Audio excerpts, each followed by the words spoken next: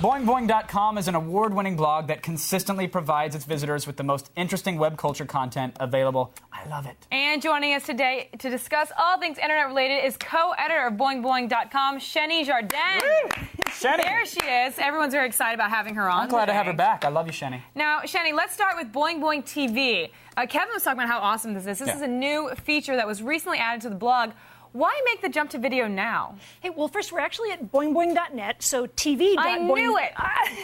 It's okay, and the Boing Boing TV is at tv.boingboing.net, and, why make the jump? I don't know, because everybody was bugging us to for so long. It took us a while to get off our butts and, figure out how we could kind of translate the blog into video. Xeni, is there like a two-sentence description for Boing Boing TV? Is there a way you can encapsulate all that people will see if they go to that site? Yeah, sure. All the stuff that they know and love on Boing Boing the blog, except with talkies, with video. Except it moves. It's no longer still. Exactly. What about original Boing Boing content, though? Are we going to see you guys going out into the field or getting some user-generated stuff? Sure are, yeah. We're going to start reaching out to users to incorporate more videos that they produce. We're going to actually literally be going out into the field with handheld cameras, all of our editors, even Joel Johnson with Gadgets, and Corey and Mark and Pasco.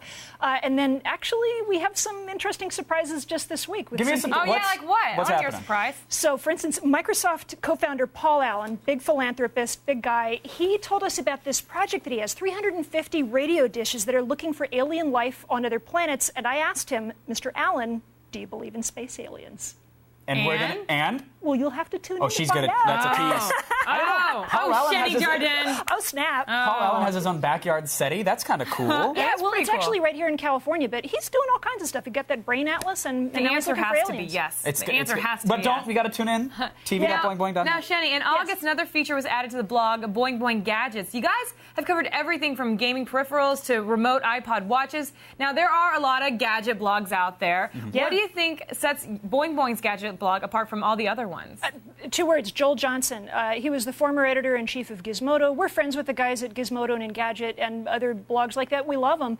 But Joel just has kind of a unique approach. He's kind of a little cranky. He doesn't so much talk about specific products all the time as kind of the bigger picture around them. I mean, he went to the UN Summit on Climate Change and managed to talk with our readers about how climate change and ecology related to producing gadgets. So I thought how it's affected the iPhone, because that's all I really care about. I'm like, who cares about the Earth? If Al Gore told me a polar ice cap would affect my cell phone, then I listen. Then I would pick it. Oh, yeah, biodiesel iPhones coming out next year, I understand. Nice. Biodiesel iPhone? Yeah, they're kind of greasy. They smell like French fries, but but Al Gore blessed them, so it's okay. Xeni, there's also a great post I have to ask you about a portable push-button house. It's like one button push, and you have a fully furnished living space. Hey, I don't get this. What is this?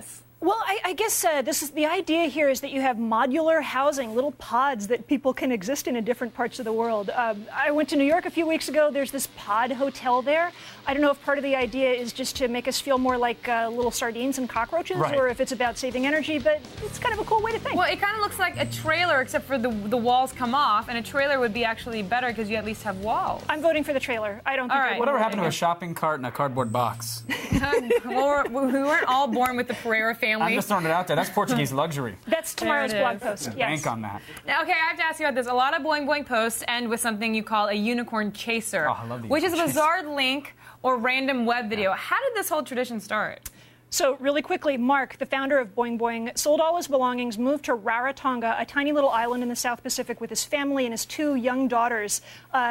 Not a whole lot of health care there. He had this weird sore. It was like some parasite eating the flesh on his leg alive. Oh my gosh. So he posted a photo to the blog and said, if there are any doctors out there, will you please diagnose my sore?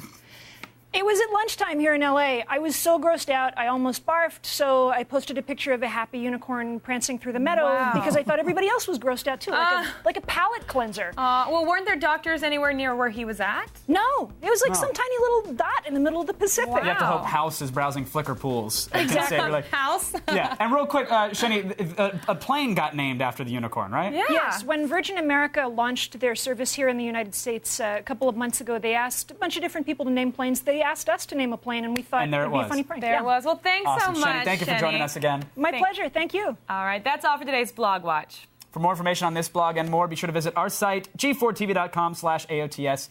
You won't regret it. And again, that's BlogWatch. Attack of the Show, weeknights at 7, only on G4.